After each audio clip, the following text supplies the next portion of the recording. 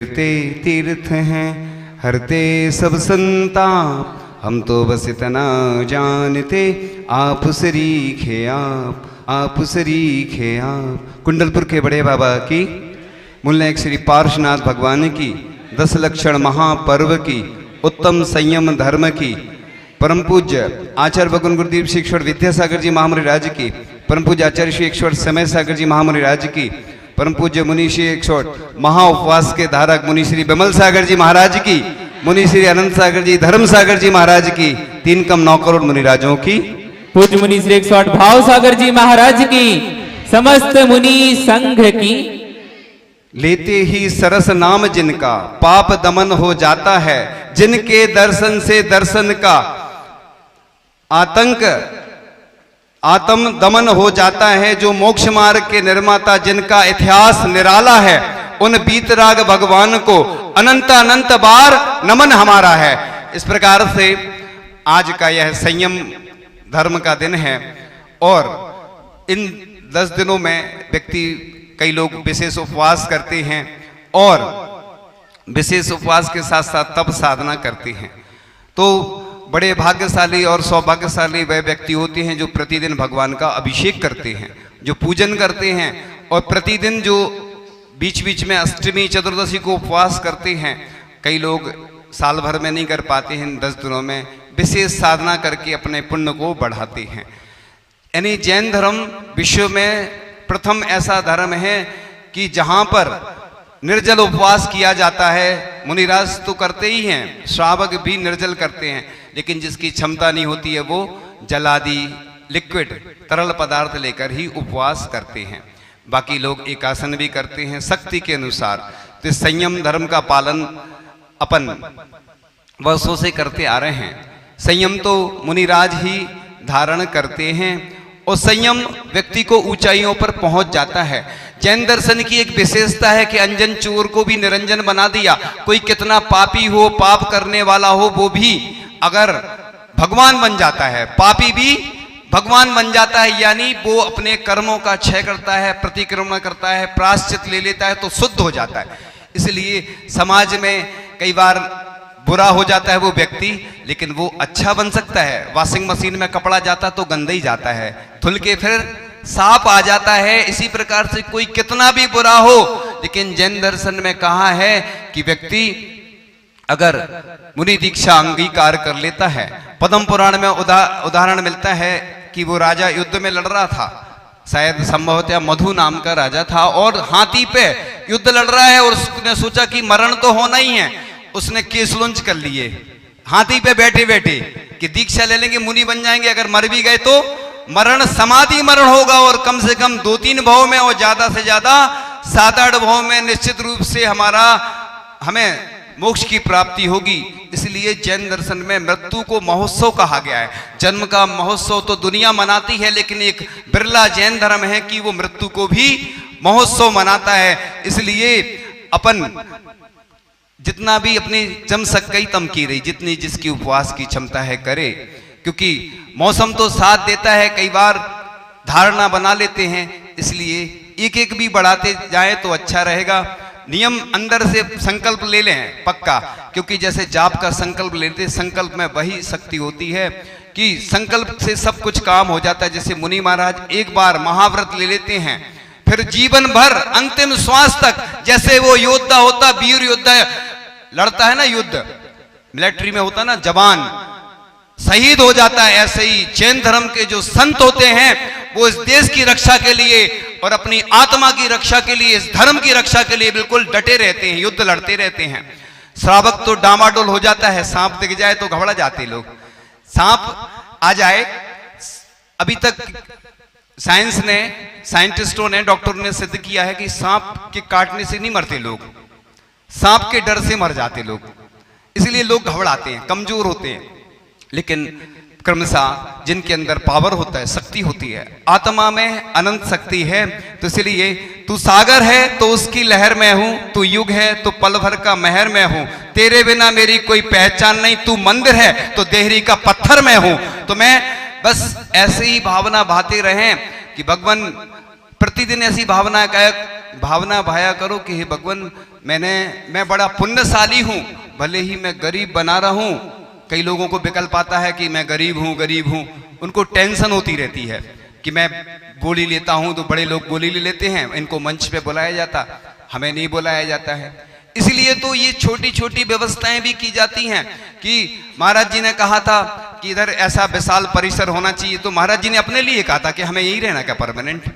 महाराज जी तो हमेशा रजत वेदी के लिए प्रेरणा दी, कलश के लिए दी, इसलिए देते हैं कि देखो महाराज तो चले जाएंगे, लेकिन जब भी कोई मांगलिक महोत्सव होता है टूटे फूटे में कर लेते हो। लोगों के पास इतना धन है, हमें मालूम है कि इधर तो स्वर्ण का मंदिर बन जाए, इतना धन लोगों के पास रहता है, लेकिन बस पुरानी आदत है।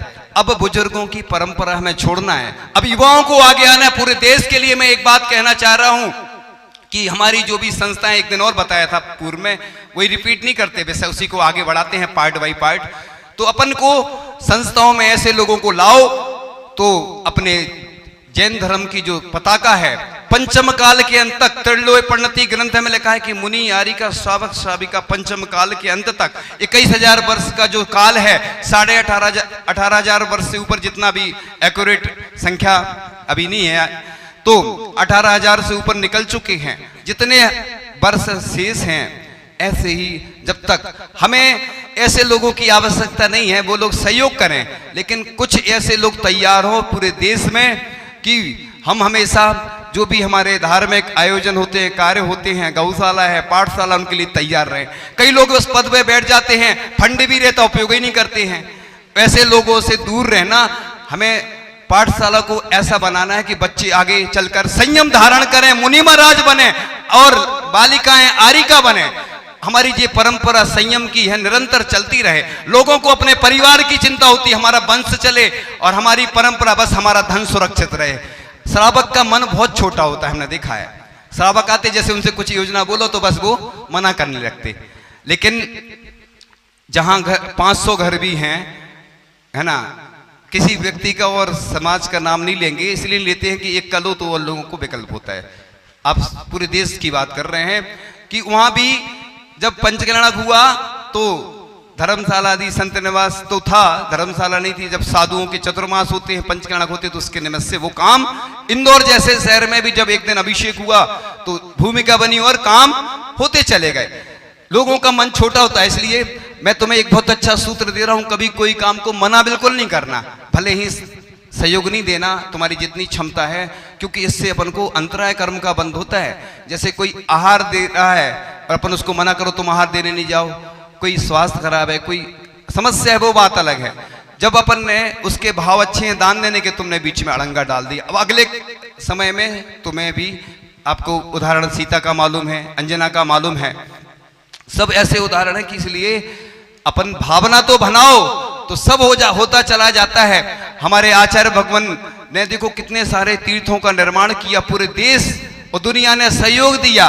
देखो जब वो विद्याधर थे, जब गृहस्थ अवस्था में थे, तो ऐसा सुनते हैं, ये बुराई वाली बात नहीं समझना, इसको अच्छाई वाली समझना कि 150 रुपए नहीं थे उनके पास। कितने नहीं थे हैं? और देखो संयम धारण करते ही 150 करोड़ से ज्यादा, कितने करोड़ की योजनाएं पूरे देश और दुनिया में बन गई। अभी तक का रिकॉर्ड है, वर्ल्ड रिकॉर्ड की। दिगंबर जैन धर्म में अगर कोई संत हुए हैं, एक ही मात्र संत हुए हैं जिन्होंने सबसे ज्यादा दान के लिए प्रेरित किया, और बल्कि उनने किसी से कुछ कहा नहीं, बस वो करते चले गए, तो वर्ल्ड रिकॉर्ड बन गया कि सबसे ज्यादा मंदिर, तीर्थ क्षेत्र, गौशालाओं का निर्माण आचार्य भगवान के आशीर्वाद से हुआ। ये संयम का प्रभाव है। इसलिए पाठशालाएं जो बंद हो रही हैं, अपन बंद बिल्कुल नहीं होना चाहिए। अच्छे पढ़ाने वाले हो, नए लोग नए पैटर्न से पढ़ाओ, क्योंकि यही संयम धारण करेंगे। सिर्फ अपन क्या करते हैं, एक जगह लिखा था कि सलाह नहीं सहयोग दें, लिखा रहता ना बाक, तो हमने उसमें सुधार कर दिया कि सलाह के साथ सहयोग दें, कहें नहीं करें। इसलिए बताने वाले तो बहुत आते हैं, डॉक्टर फ्री में मिल जाते हैं, सलाहकार फ्री में मिल जाते। इस देश में सबसे ज्यादा डिग्री धारक MBA हैं, जो डिग्री नहीं भी लिए हैं फिर भी सलाह देने आ जाते हैं। काम करने की बारी आती है तो कोई नहीं आता है। एक बार आचार्य श्री ने बहुत अच्छी, हम बिहार कर रहे थे आचार्य श्री के साथ छत्तीसगढ़ में, और नारे लगा रहे थे लोग कि महावीर की वाणी को घर घर में पहुंचाएंगे, आंधी हो तूफान हो यूं ही बढ़ते जाएंगे। आचार्य श्री बोलते हैं कि आंधी तूफान आता सब भग जाते, जैसे सांप को देख के भग जाते ना, डर जाते। तो ऐसे ही हर जगह की स्थिति है, ऐसा नहीं सोचना। ये पूरे देश दुनिया को इसलिए बोलता हूं मैं कि किसी एक को बोलो तो उसको बुरा लग जाता। अब इसमें किसी की बुराई नहीं है। जो ले प्रवचन में तो ये होता है कि संत उपदेश देते हैं अच्छे के लिए, सबकी भलाई के लिए। इतने सारे लोग बैठे रहते हैं, लाखों लोग सुनते हैं, तो लाखों लोगों के लिए बोलता हूं, क्योंकि कोई ना कोई सुन लेगा। एक व्यक्ति भी सुधर गया तो समझ लो सार्थक हो गया। इसलिए किसी एक व्यक्ति को नहीं बोली जाती, जो भी बात बोली जाती है पूरे लोग, क्योंकि जिनवाणी जो रहती ना, शास्त्र वो होता है ना, शास्त्र में जो बात लिखी जाती है किसी एक के लिए नहीं लिखी जाती है, प्रिंट होते हैं, फिर सबके लिए वितरित किए जाते हैं। पूरे सब लोग पढ़ते हैं, स्वाध्याय करते हैं, लोग लाभ लेते हैं। क्योंकि सबसे कठिन है तो जैन धर्म है, इसलिए तलवार की धार के समान है। इसलिए घबराया नहीं करो, हृदय को मजबूत करो। अपना जो सीना है वो कितने इंच का करो, 56 इंच का। बातों में नहीं करना। तो ऐसे बस वीर पुरुषों की जरूरत है। जैन धर्म क्षत्रियों का धर्म है, इसलिए कायर लोग इस धर्म को धारण नहीं करते हैं। बहुत बिरले लोग होते हैं जो उपवास कर रहे हैं। भले ही मौसम अनुकूल नहीं होगा, लेकिन आप चिंता नहीं करो, ऊपर से आपकी मदद करने देवता भी आएंगे, और वो अपने आप में बड़ा काम है, कठिन है। इसलिए कठिन काम हर कोई नहीं करता। जो भी कर रहे हैं उनकी अनुमोदना करो, सेवा करो। लोग क्या सोचते हैं, बस महाराज की वैयावृत्ति करेंगे और बाकी लोग बेचारे जो उपवास कर रहे हैं तो उनकी नहीं करेंगे। अरे सबकी वैयावृत्ति करोगे, पुण्य वही लगेगा, तीर्थंकर बन जाओगे तुम, तुम्हारी भी प्रतिमा विराजमान होगी। क्यों घबराते हो, भगवान बनने की क्षमता तुम्हारे अंदर आएगी। इसलिए अपन लोग एक वारांग चरित्र में राजा वारांग का बहुत अच्छा उदाहरण मिलता है। देखो, मैं प्रसंग बस इसलिए बता रहा हूं, बीच बीच में और भी बातें बताना, कि राजा वारांग घर से आता है और पूजन की द्रव्य लेकर आता है। इसलिए अपन को घर से ही द्रव्य लाना चाहिए।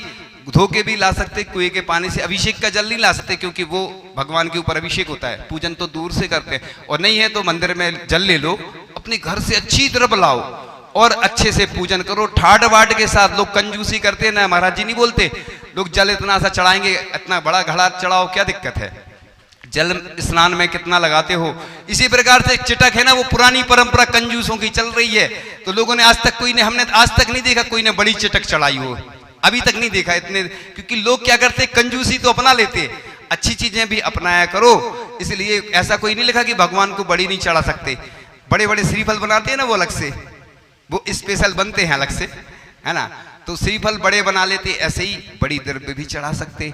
तो इस प्रकार से छत्र, चमर, भामंडल आदि अर्पण करते हुए वारांग चरित्र में उल्लेख आता है। राजा वारांग, वो कई लोग क्या कहते हैं 16 में है ना, और भी विकल्प आते हैं, इसलिए लिखा है। मैं इसका ना विरोध करता हूं, ना मैं कोई समर्थन, मैं तो अच्छी चीज के लिए बोल रहा हूं कि अष्टप्राति और भगवान की हर वेदी पे रजतमय होना चाहिए। नहीं है तो सामान तो रखना चाहिए, क्योंकि ये भगवान का श्रृंगार है, शोभा है। भगवान को अपन क्या अर्पण दे सकते, अपने किसी का जन्मदिन होता तो गिफ्ट ले जाते, भगवान तो देख नहीं रहे तो काय को। अरे भगवान का जब जन्म कल्याणक हो या भगवान का मोक्ष कल्याणक हो, उस पर अच्छी गिफ्ट ले जाना चाहिए।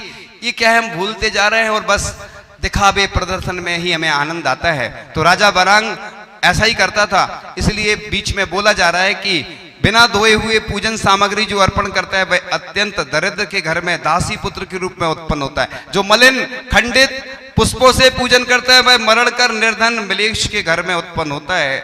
इसलिए जो पूजन नहीं करते हैं वो खड़े होकर के पूजन का नियम बाद में ले सकते हैं, महाराज जी से अलग से भी ले सकते हैं। शर्म लगती है, कई लोग ये कहेंगे बताओ पूजन नहीं करते। धर्म के काम में शर्म नहीं किया करो। जैसे कोई प्रश्न पूछा जाता था, कई बार उठते नहीं लोग, इसलिए नहीं पूछते। आचार्य श्री हम लोगों को ब्रह्मचारी अवस्था में बोलते थे, तुम लोग प्रश्न पूछा करो खड़े होकर के। यानी आचार्य श्री ने हम लोगों को शुरू से सिखा दिया कि अगर तुम्हें दुनिया में रहना है तो चिंता नहीं करना, बिल्कुल डर कर नहीं देना, सिंह की तरह रहना। आचार्य भगवान को मालूम था कि देखो उनकी उम्र निश्चित थी, इसलिए कह रहे आचार्य श्री की भी उम्र जितनी थी 77 वर्ष के आसपास उनका समाधि हो चुकी है, सबको मालूम है। लेकिन आचार्य श्री ने जो हम लोगों के लिए छोड़ गए, हम उस परंपरा को अब आगे बढ़ाना है, हमें इस जैन धर्म को सुरक्षित रखना है। ये जैन धर्म कहते हैं, जैन धर्म किसका है, जो माने सो उसका है, कहते तो नारे में सिर्फ, लेकिन मंदिर भी सबके हैं, किसी एक परिवार का नहीं, एक व्यक्ति का नहीं। क्योंकि अपन लोग क्या है, जब कब्जा कर ले तो दूसरे लोग दूर होने लगते। अरे भगवान सबके हैं, त्रिलोकीनाथ। बस जो शुद्ध वस्त्र में आएगा, जो शुद्ध व्यक्ति होगा, वो ही भगवान का अभिषेक पूजन करेगा, क्योंकि जिसको आगम में शास्त्रों में बताया गया है। सो इसलिए अपन मंजिल पाने राह पर चलना पड़ेगा, हर मुसीबत का सामना करना पड़ेगा, चमक जाएगी ये जिंदगी सोने की तरह, बस हमें दीपक की तरह जलना पड़ेगा। दीपक जलता ना, उसमें घी डालते जाते ना लोग, ऐसे ही छोटे छोटे लोग, बड़े बड़े लोग, गरीब अमीर, सबका भेद मिटा करके हमें सबको शामिल करना है। जो व्यवस्थाएं रहती हैं उनको छोड़ करके हम सबको एक साथ जुड़ करके, तालमेल बिठा करके, छोटे गांव में ये बहुत सारी परंपराएं चलती रहती हैं पुरानी, बारी बारी, ये बारी नहीं, अब तो बस सबकी बारी है। अब ये बारी की छोड़ के अब तो सबको अभिषेक पूजन का अभिषेक देना चाहिए। ये बारी वाली पुराने जमाने में क्या बुजुर्ग करते थे, बूढ़े आदमी मंदिर में रहते थे, नए लोग दिखते ही नहीं थे। ये तो संतों की देन है। हमारे आचार्य भगवान ने 20 वर्ष की उम्र में व्रत लेकर के धीरे धीरे बढ़ते गए और 77 वर्ष तक पहुंचे। वो देखो, अगर युवाओं को उन युवा विद्याधर को अगर आचार्य महाकवि आचार्य भगवान श्री ज्ञान सागर जी महाराज अगर संयम का पद नहीं देते, कितना विरोध हो रहा था उनका कि दीक्षा नहीं दो, तो उन्होंने कहा कि देखो दीक्षा तो तय हो चुकी है, अब इसको हम नहीं देते, इस नवयुवक को तुम आ जाओ तो तुम्हें दे देते हैं। लोग भग गए, खिसक जाते, लोग डर गए, क्योंकि राजस्थान की बात थी और उनको बहुत सारी विद्याओं का ज्ञान था, वो प्रतिष्ठाचार्य थे और सब जानते थे कि ये विद्याधर, एक बार किसी ने शिकायत की कि ये विद्याधर ऐसा करते हैं वैसा करते हैं, उन्होंने जो कहा कि मुझे मालूम है कि ये विद्याधर आगे चलकर जब मुनि बनेगा, आचार्य बनेगा, इस जैन धर्म की पताका को पूरी दुनिया में फहराएगा। और हम देखते हैं कि आचार्य भगवान ने जो काम किए वो ऐसे काम है कि गिनीज वर्ल्ड रिकॉर्ड वाले भी उस रिकॉर्ड में दर्ज नहीं कर पाएंगे। इतने सारे वर्ल्ड रिकॉर्ड हमने पहले बताए थे आप लोगों को। इसलिए आचार्य भगवान तो चले गए हमारे बीच से, लेकिन जो पाठशाला के माध्यम से हमारे बच्चों के जो संस्कार हैं वो जीवित रहें। और अपन लोग अगर कोई कमियां रहती हैं, शिक्षिकाएं जो रहती हैं, देखो कुछ मिलता है क्या उनको? अपन लोग एक सम्मान तक नहीं कर पाते। अपनी समाज की ये सबसे बड़ी कमी है, कोई वर्ष भर मेहनत करता है उसका सम्मान नहीं, अपमान और कर देते हो। कई लोग हमें बताते हैं, हर जगह की स्थिति है ये, मैं देखता हूं इसलिए बोल रहा हूं, सब जगह कि शिक्षिकाएं साल भर मेहनत करती तो उनका सम्मान करो, निर्माल का दोष नहीं लगेगा। तुम्हें डर लग रहा हो तो अलग से पुण्यार्जक ढूंढ सकते हैं, इसमें कोई दोष नहीं लगता। इसलिए हर चीज के पुण्यार्जक बनाओ, अलग से व्यवस्था करो, कोई चिंता की बात नहीं। और अगर किसी ने दान दिया है पाठशाला के लिए, उसमें से अगर जो शिक्षिकाओं का सम्मान कर रहे हैं, और आज के बाद तुम लोग श्रीफल भी नहीं चढ़ाना कभी मंदिर का, अपना घर से लाया करो। शास्त्र दान तो कर सकते क्योंकि शास्त्र में राशि खर्च नहीं होती है, लेकिन श्रीफल चढ़ाते हो मंदिर का और राशि मंदिर की रहती है, फिर तो मंदिर से कोई सम्मान भी मिलता है तो नहीं लेना चाहिए। मैं उन लोगों के लिए बोल रहा हूँ जो निर्माल्य की ज्यादा चिंता करते हैं। ये व्यवस्था ऐसी है जो मंदिर के लिए अर्पित कर दिया जाता है। कई लोग ऐसे थे पंच कल्याणक में अच्छे बड़े पात्र बन जाते हैं, विधान में पात्र बन जाते हैं, बड़े बड़े कार्यक्रम में पुण्यार्जक बन जाते हैं, उनकी नाम फोटो सब जगह दुनिया में पहुंच जाती है, लेकिन जब राशि की आती है बात तो धीरे से खिसक जाते, देते ही नहीं है। तो वो निर्माल का विषय बाद में आगे लेंगे, अभी तो विषय संयम का चल रहा है। कुछ बात और कह के बस पूर्ण करेंगे, बस थोड़ी सी बात और कि हम नहीं करते चिंता कभी इस जमाने की, हम तो पहल करते हैं सभी को जगाने की, किसी की निंदा से हम दुखी नहीं होते बंधुओं, हमें तो आदत सी हो गई है मुस्कुराने की। इसलिए हम डरते नहीं हैं, घबराया नहीं करो। मैं सबके लिए बोल रहा हूं, जो माने सो अच्छा है, और बुरा लगे किसी को तो वो मालूम है वो, हाँ। इसलिए देखो ये अपन को जो भी महाराज जी ने बताया है कि ऐसा मांगलिक भवन होना चाहिए, मैं तो पूरे देश के लिए बोल रहा हूं, हर देश में, देश भर में, हर जगह, भले ही छोटे छोटे गांव में हम जाते इतनी अच्छी व्यवस्था रहती कि देख के गदगद हो जाती। और मंदिर में बढ़ जाते हैं लोग, उसकी सामूहिक व्यवस्था कर सकते हैं ना, मंदिरों की नहीं करो, वो उसकी अलग से साधु सेवा समिति, देवरी में ऐसी साधु सेवा समिति बनी हुई है, उसके अंदर उन्होंने करी थी। लेकिन क्या होता है, सरकार भी सहयोग करने को तैयार रहती है, लोग भी तैयार रहते हैं, लेकिन कुछ हैं कि मानते नहीं हैं। इसलिए ये तो पूरे देश के लिए एक संदेश है कि आप लोग जहां जहां जैसी व्यवस्थाएं हो, हम तो कहते हैं कि आप तो इंटरनेशनल ऐसा फंड बनाओ पाठशाला के लिए, गौशालाओं के लिए और ऐसे कामों के लिए कि कोई चिकित्सा की किसी को आवश्यकता पड़े, पढ़ाई बच्चों की, गरीब बच्चे रहते हैं, आचार्य भगवान चुपचाप मदद करवाते थे। कई बार हमने देखा एक ब्रह्मचारी बना वो व्यक्ति, लड़का, वो गरीब था तो आचार्य भगवान ने चुपचाप एक व्यक्ति से बोल के उसकी मदद करवा दी और वो ब्रह्मचारी बन गया। देखो हम तो देखते हैं कि आचार्य भगवान को कितनी दया करुणा थी, आचार्य भगवान जैसा हृदय किसी का हो ही नहीं सकता। उनके अंदर चाहे वो प्रतिभा स्थली हो तो उनके लिए, चाहे वो हथकरघा हो तो उनके लिए, मतलब एक संत को चिंता थी कि पूरे देश और दुनिया का कल्याण हो, सभी की वैयावृत्ति करते थे, वो सेवा करते थे आचार्य भगवान भाव से, यानी कि प्रेरणा देकर, मार्गदर्शन देकर। और हम जैसे सब कंजूसी करेंगे तो हमारे आचार्य भगवान के तो जो प्रकल्प हैं, जितने भी तीर्थ क्षेत्र बन रहे हैं, जो भी कार्य हो रहे हैं, इसलिए ऐसे महादानी तैयार करो। हम तो कहते हैं जो बड़े बड़े दानी हैं वो तो हैं ही, उन जैसा हर व्यक्ति को बनना चाहिए, उदार हृदय। इसलिए थोड़ी सी 2-3 मिनट की बात कह के बस पूर्ण करते हैं। बस तो ना मुझे किसी धन दौलत की चाह है, ना मुझे अन्य किसी की परवाह है, संयम ही बस मेरे पास है और यही मेरी सबसे बड़ी जायदाद है। तो संयम से बढ़कर दुनिया में कोई खजाना नहीं होता है। दुनिया में अगर सबसे बड़ा कोई होता है तो संयम होता है। इसलिए आचार्य भगवान ने हम लोगों के ऊपर बड़ा उपकार किया है कि इस संयम के माध्यम से हम लोगों को जो संयम प्रदान किया। और आप लोग जब भी जहां जहां उपवास चल रहे हैं पूरे देश में, पूरे विश्व में, तो आप लोग जहां भी संतों के भी उपवास चल रहे हैं तो ये ध्यान रखें कि पारणा में विशेष सावधानी रखें, भावना तो रखें, जम सकई तम की रही, जो शक्ति है वो करे, जो नहीं कर सकते उसका प्रयास करें। तो अपन क्या करते हैं, भगदड़ मचाते हैं, जिद करते हैं। एक चीज सीख लो हमेशा, वैसे भी सामान्य से कोई साधु से ज्यादा जिद नहीं करना चाहिए। ये आपकी खराब आदत है, बदल लो।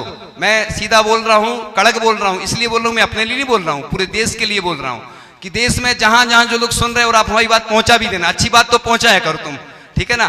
तो अच्छी बात पूरे देश और दुनिया तक पहुंचना चाहिए कि जो आहार देते हैं वो क्या करते हैं, जिद करते हैं, परेशान करते हैं। ये महिलाओं में विशेष आदत होती है, पुरुषों में भी रहती है। तो अपन कोई विशेष व्यक्ति नहीं है, और अच्छे से आहार दें, जिन साधु की जैसी व्यवस्था है, लेकिन पड़गान करके दें, क्योंकि जिस घर में साधु के चरण नहीं पड़ते उसको शमशान कहा गया है। अपने पड़गान करके दे, और नहीं तो आहार देने को मना नहीं है। उनकी अनुकूलता देख के पूछ के जाए चौके में। अपन लोग जबरदस्ती करते हैं, ये गड़बड़ है, ये इससे व्यवस्था खराब होती है, साधु को भी असावधानी होती है। साधु पारणा कर रहे हैं और गर्मी है, अनुकूलता नहीं है, बहुत सारे लोग चले जाते हैं, अव्यवस्था करते हैं, टकराते हैं एक दूसरे से। इसलिए पूरे देश के जहां जहां साधुओं की पारणा हो, पारणा महोत्सव हो, तो उसके इस प्रकार से अपन व्यवस्था करें, सहयोग करें। किसी व्यक्ति के लिए नहीं बोला जा रहा, सब लोग ध्यान रखें, क्योंकि लोग क्या करते हैं आजकल, लोगों की आदत होती है इस कान से सुनते, इस कान से अब निकालना नहीं है, इसको अंदर रख लेना हमेशा के लिए। साधु से अपनी भावना रखो, महाराज जी ले लीजिए, 1 बार 2 बार 3 बार। कोई बीमार साधु है, किन्हीं की पारणा हो रही है, किन्हीं का स्वास्थ्य खराब है, किन्हीं के अंतराय हो रहे हैं, तो अपन को उनसे क्या करना चाहिए, बस 1-2 बार करके अलग कर दो। लोग क्या करते, प्रेशर डालते हैं। आपकी दुकान पे कोई ग्राहक आता तो जबरदस्ती बेचते, माल के दिखाते हो, उसकी रख दो, उससे जेब में से पैसा निकाल लो, ऐसा करते क्या? ऐसे महाराज जी को लेने ही तो गया आहार, देना तो है, लेकिन अनुकूलता देखो उनकी, पहले पूछ के जाओ चौके वालों से। ऐसे नहीं उसके घर गए उठा के दे दिया, तुम्हें पुण्य नहीं लगता। ये तो सहयोग है, जो आहार कराने जाते हैं वो सहयोग करते हैं, वैयावृत्ति कहलाती वो। इसलिए दूसरे के चौके में जाओ, पूछ के जाओ, व्यवस्थित दो, किसी को मना नहीं है, लेकिन देखने भी जाओ तो व्यवस्थित रहो, 16 वालों का ध्यान रखो। इस प्रकार से आगे फिर अगले पार्ट में फिर चर्चा होगी। ये भी पार्ट चल रहे हैं, अगले पार्ट बाद में आएंगे। इन्हीं भावनाओं के साथ परम पूज्य आचार्य भगवान गुरुदेव श्री ईश्वर विद्यासागर जी महामुनि राज की, अब मुनि श्री विमल सागर जी महाराज से प्रार्थना करते हैं, निवेदन करते हैं कि वो अपनी दिव्य वाणी से, है ना, उपवास करने के बाद विशेष प्रवचन जो